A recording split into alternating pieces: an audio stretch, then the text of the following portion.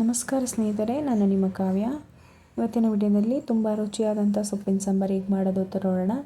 ನಾನು 1 ಕಪ್ ಬೇಳೆನ ತೊಳೆದು ಕುಕ್ಕರಿಗೆ ಹಾಕ್ಕೊಂಡಿದ್ದೀನಿ. 2 ಟೊಮೊಟೊ, 4 ಮೆಣಸಿನ್ಕಾಯಿ, 2 ಈರುಳ್ಳಿ, 1 ಗೆಡ್ಡೆ ಬೆಳ್ಳುಳ್ಳಿ, 1 ಸ್ಪೂನ್ ಜೀರಿಗೆ, ಸ್ವಲ್ಪ ಉಪ್ಪು, 1 ಚಿಟಿಕೆ ಅರಿಶಿನ ಹಾಕಿ ನಾನು 3 ರಿಂದ 4 ವಿಷಲ್ ಕೂಗಿಸ್ಕೊಂಡಿದ್ದೀನಿ.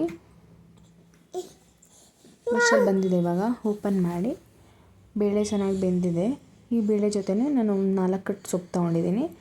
4 ಕಟ್ಟು ಸೊಪ್ಪನ್ನ ಅದನ್ನು 7 ರಿಂದ 8 ನಿಮಿಷ ಆ ಬೇಳೆ ಜೊತೆನೇ ಮಿಕ್ಸ್ ಮಾಡಿ ಬೇಯಿಸ್ಕೊಳ್ಳಿ. ತಟ್ಟೆ ಮುಚ್ಚಿ ಬೇಯಿಸ್ಕೊಳ್ಳಿ, ಬೇಗ ಬೇಯುತ್ತೆ. ನಂತರ ಅದನ್ನು ಶೋಧಿಸ್ಕೊಳ್ಳಿ.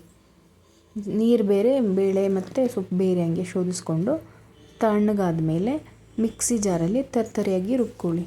ಆನಂತರ ಒಂದು ಪಾತ್ರೆಗೆ 2 ಸ್ಪೂನ್ ಎಣ್ಣೆ, ಸಾಸಿವೆ, ಜೀರಿಗೆ, ಒಣಮೆಣಸಿನ್ಕಾಯಿ, 1 ಈರುಳ್ಳಿ ತೊಗೊಂಡಿದ್ದೀನಿ ನಾನು.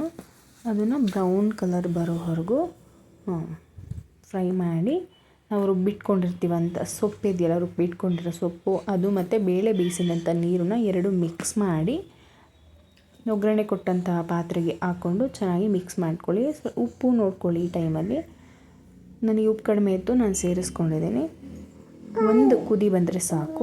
ತುಂಬ ರುಚಿಯಾಗಿರುತ್ತೆ. ಒಂದ್ಸಲ ಟ್ರೈ ಮಾಡಿ. ಈ ವಿಡಿಯೋ ಇಷ್ಟ ಆದರೆ ಸಬ್ಸ್ಕ್ರೈಬ್ ಮಾಡ್ಕೊಳ್ಳಿ. ಫ್ರೆಂಡ್ಸ್ ಆ್ಯಂಡ್ ಫ್ಯಾಮಿಲಿಗೆ ಶೇರ್ ಮಾಡಿ, ಲೈಕ್ ಮಾಡಿ. Thank you.